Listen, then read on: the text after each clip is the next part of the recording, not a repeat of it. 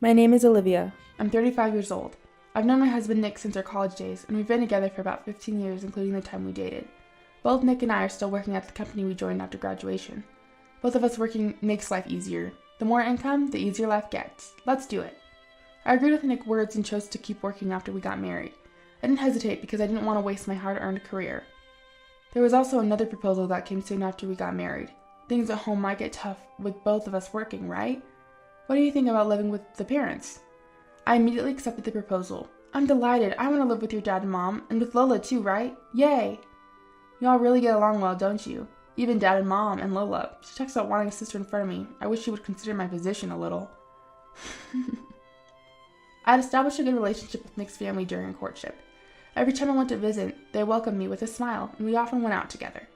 So I never doubted them until we got married and lived together. I was looking forward to becoming a family after marriage.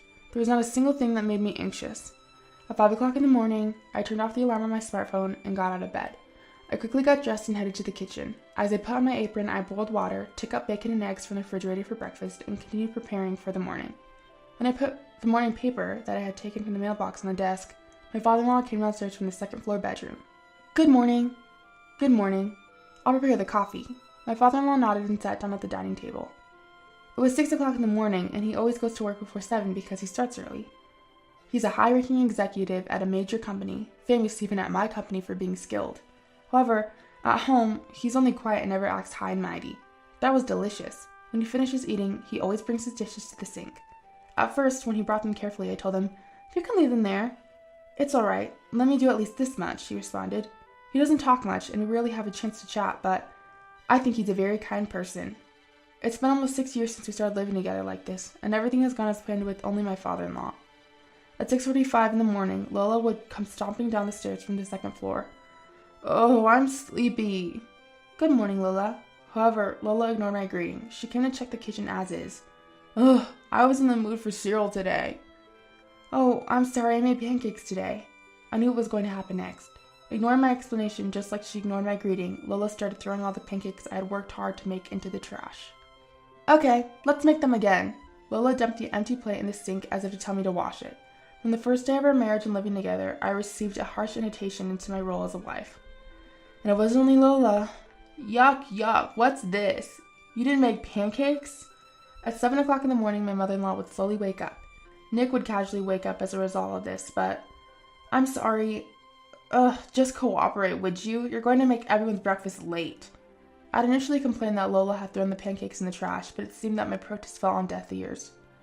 Upon sitting there and settling gleeful grins, I realized I had been tricked. On my very first day, I already wanted to quit this co-living arrangement, but I thought given time they'd come around.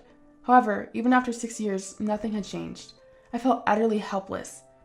Adding insult to injury, my very own husband, the key person in all this, masterfully ignored the whole situation. I had consulted with Nick in our first year of marriage, but all he'd done was dismiss my concerns, saying, "I'm sure they have their reasons." I never grasped what he meant. Even after repeated complaints, all he did was shift the blame, telling them exactly what I said. "Olivia doesn't like it, so you should stop." That was when I realized he wasn't just lacking tact. He simply didn't care about anyone but himself. Of course, the harassment from my daughter-in-law didn't end there. I ate my breakfast standing up, snatching bites while doing other chores, leaving no time to sit down and enjoy my meal. While having breakfast, I tidied up, did laundry, and cleaned the house. Then right after I finished, it started. "On your way back, could you pick up some snacks? Oh, and if you're going shopping, could you get my makeup too?" Needless to say, they never offered any help. The reason I wake up at 5 a.m. is because I still have a job. Preparing for the morning and making lunch ahead took quite a bit of time. I left the house at 8 a.m. every morning. Of course, my leisurely mother-in-law and the home help, Lola, didn't even bother to see me out. It's been 6 years. I've gotten used to it, but every morning I left for work, I whispered to myself, "This isn't what I signed up for." I work as an office administrator. My office hours end at 6 p.m., but often I end up working an extra hour or two. At first I used to work overtime regularly. However, I was constantly harangued by calls to my office. "Is my daughter-in-law there? Can she stop working overtime?" As a result, I felt bad for causing inconvenience to my colleagues and superiors, and unless it was absolutely essential, I was allowed to bring work home. Usually, I got home around 7 p.m. Nick typically returned home by 8 p.m., so the first thing I had to do was prepare dinner for my mother-in-law and Lola and finish the laundry. "Can't you come home earlier? The laundry's not done yet." Of course, I didn't lift a finger to help. Neither did Lola. You can't even manage the household chores properly. I've been yelled at and even had my dinner withheld. In these cases, I still had to prepare meals for everyone else in the family. After they finished eating, they wouldn't carry their dishes and demanded coffee in the living room. I was left to clean up the dishes, prepare coffee, and run around. Nick would arrive midway through, but he never helped me out. Pasta today? I was in the mood for pizza. Huh? What's up? Are you in a bad mood today? No, just eat your food.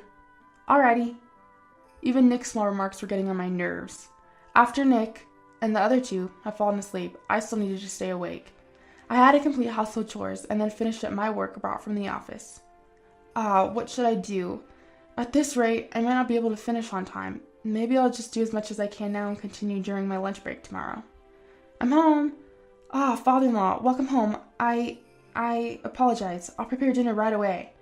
I was so absorbed in my work, I didn't notice father-in-law had returned home, but he simply replied, "No, I'll take a shower first," and went into the bathroom. In the meantime, I tidied up my laptop and started preparing the meal. Once father-in-law finished eating, I cleaned up everything and went to bed. It was already 1 a.m., which was relatively early for me. The following day, I'd wake up at 5 a.m. and start another busy day. Then, one day, I collapsed at work. One morning, as I was walking around the office, I suddenly felt dizzy and fell. Thankfully, I didn't lose consciousness, and after resting in the break room, I felt a bit better.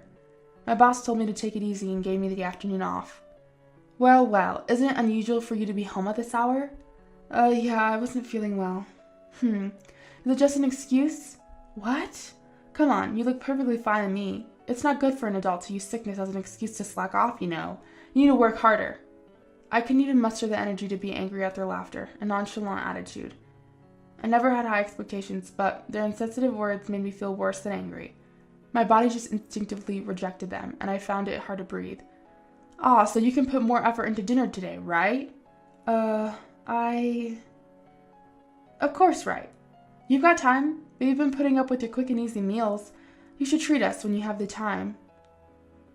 On that day, my husband, just like mother-in-law Lola, came home expecting a homemade meal because I had the afternoon off. He didn't think about why I got off early or showed any concerns. As a result, I ended desperately cooking steak, getting constant complaints like, "Could you cook it a bit more? Don't you have any sausages? We don't need vegetables." I had reached my limit. What? You're quitting your job? I had decided to quit my long-time job. I thought that if I focused only on housework, things might get a bit easier. I can't do this anymore. We should be able to manage with Nick's salary, right? I'm finding it hard to balance work and house chores. No, that's a bit unrealistic. At my husband's words, laughed out and saying it's unrealistic, I turned pale. What? Why is it unrealistic? Because we two are contributing $1,500 to the household expenses every month, right? It'll be difficult to do that with just my salary. Well, can we maybe reduce that? I think Mom would probably say no. Well, if it's not possible, it's not possible. Just try a little harder. The sight of Nick patting my shoulder and smiling, I had never hated him more. I thought it was pointless to talk to him anymore, but it seemed like fate was on my side. The company I worked for was downsizing due to poor performance. I had the option to seek assistance for the next job placement for my company or even stay, but I chose to resign immediately. Huh? You're leaving because the company is doing poorly? Yes, that's why I'll be focusing on household chores from now on. I told Nick, who had just returned from work, that I had resigned from the company. I knew it was somewhat forceful, but I felt it was the only way to make him pull his weight. However, when mother-in-law and Lolo, who were along with Nick, heard the news, they became livid. Are you out of your mind? What about the money? If you're working, it's going to be hard on Nick. I won't allow any cutbacks. But there are things I just can't do besides juggling household chores, and work was exhausting. I believe this is a good opportunity for me. No, but you said it's impossible. We need at least $2,000 to get by. I think you can manage. After all, $2,000 is just for living expenses. Honestly, I don't believe the utilities alone can cost that much. I was under the impression that the $2,500 I was providing every month was going towards living expenses, and there had to be room for savings. Even though they adamantly said it was impossible, I believed the amount could fluctuate, as it was not a fixed cost. Then I was told an unbelievable fact by mother-in-law. My head hurts. You thought that was just for living expenses? Then what are you spending it on? I thought it was all going to mother-in-law and Lowe's living expenses. Let me be clear. Isn't it obvious that we need to cut back there? You're asking us to tighten our belts? What kind of wife are you? The $1,500 come from the paycheck, doesn't it? Yes, it does. The $1,500 every month was all being transferred from my account to father-in-law's. When I discussed it with Nick, we decided to handle all the payments from my salary. It was simpler to manage everything from one salary. That money, it's not for living expenses, but for the mortgage payment on the house. What? A mortgage? That includes some home improvements, so the mortgage payment is $1,500 a month. That's a fixed cost. It can't be changed. Hold on a minute. That kind of expense was supposed to be managed with father-in-law's salary. Haha, what a waste. Why should we use Nick's money when we have our own to spend freely, especially when we have a wife who's like a wallet? I was dumbfounded to be referred to as a wallet. It seemed like they didn't think of me as a wife, but merely as a source of money to exploit. And watching mother-in-law and Lila's laugh uproariously at this reality, I could confirm that Nick, with his calm smile, was just as guilty. Well, but Mom, she quit her job and doesn't have an income anymore, right? Shouldn't we get rid of her quickly? Yes, let's do that. We're under no obligation to take care of you, nor do we need to provide you with a place to stay. Wait a minute. Well, Mom's right. Sorry, Olivia. You'll need to move out until you find a job. Nick!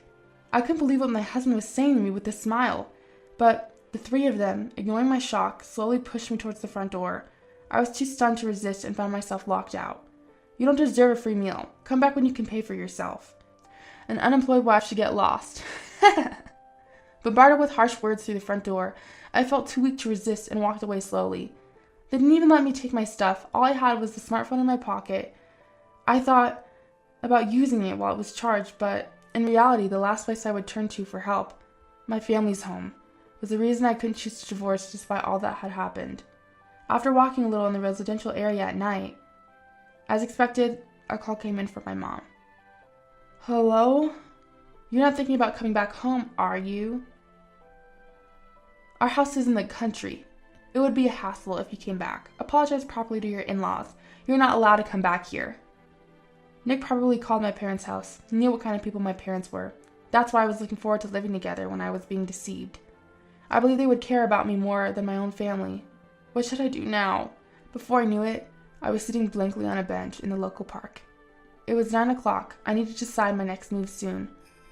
But my wallet. Remembering that I had left my bag with my wallet inside, I reluctantly decided to sneak back to the house. I was anxious about what might be happening at home and was secretly watching from outside when someone approached from behind. That person quietly handed me my bag. It was my father-in-law, who had found my bag at the front door after coming home from work. Several weeks had passed since I left home. During that time, there seemed to have been trouble at the in-laws' house. Where is Olivia? Come back. Come back, hurry! Hey, where are you really? I chose not to block messages, but I ignored all the notifications. I didn't feel like replying, but I was also busy at the time, so I deliberately left them hanging. A month later, I mailed divorce papers to be filled out. I also hired a lawyer referred to by my father-in-law and claimed a refund of the $99,000 for the house mortgage that I had been paying for 5 years and 6 months at a rate of $1,500 per month. I also added a small claim for compensation in the divorce proceedings against the three of them. Immediately, Nick started calling me like a demon, so I had no choice but to answer. What's with that lawyer? I want to accept a divorce. Well, let's settle in court then. Goodbye. Wait, I'm in a tough situation. Please withdraw the claim. Mom has also been served divorce papers by Dad, and he said she could do whatever she wants with the house. Mom said she wants to stay here. Why don't you support her then? That's the hard part. That's why I'm saying, please come back. No way. Why should I go back to such a hell? I couldn't hide my irritation as I listened to my husband's selfish claims. And right now, the parents' house is the worst situation. It's become like a garbage dump because no one's doing the chores properly. Why don't you do the chores then? That's your job as my wife. Then how about paying me for the housework? It's $12 per hour, from 5 a.m. to 8 a.m., and from 7 p.m. to midnight. I'll do the housework if you can pay me monthly for these hours. You're out of your mind. There's no way I'm paying you for that. It's a wife's job to handle the housework. There's no paycheck for household tasks. My father-in-law did pay me. What? On the day I was kicked out, my father-in-law, who had handed me my bag, bowed his head deeply to me. I'm really sorry. I warned him several times, but I never thought it would come to this. Father-in-law, I know about your parents' house, Olivia. I feared that something like this might happen eventually. With those words, my father-in-law asked me to wait in front of the house for a moment. I entered the house, and after a few minutes, he quietly handed me something he had fetched. This is a banking card, isn't it? What my father-in-law handed me was a banking card in my name. Soon after we got married and started living together, my father-in-law had asked me to open an account, as he knew someone who worked at a local bank. Remember the troubles that started as soon as we moved in together? That's why I thought it would be troublesome if something happened, so I made this. I knew right away when we got married that he was doing something when I wasn't around. I warned him several times, and I was fooled by his act of pretending to reflect on his actions. So I want you to accept this money. Please consider it as my way of making amends. When I sneakily checked and there was about $200,000 in the account, I was shocked. I owe you nothing but gratitude, father-in-law. While I was busy with work, I think I should make up for the fact that I hurt Olivia during that time. It's a token of my gratitude for always making delicious meals for us. Thank you so much.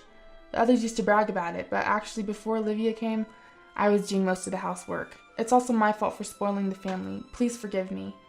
I can't believe it. Also, this money is what Olivia should receive for her hard work doing housework for the past 5 years and 6 months. It's your salary for housework. I just calculated the hourly wage as $12 on my own, but I hope that's okay. I was moved by the warmth of another person, and it felt so comforting that I could only nod through my tears. If you can't afford it, then pay me. I'm done working for free. I don't care how much you guys struggle. You need to experience even more hardship.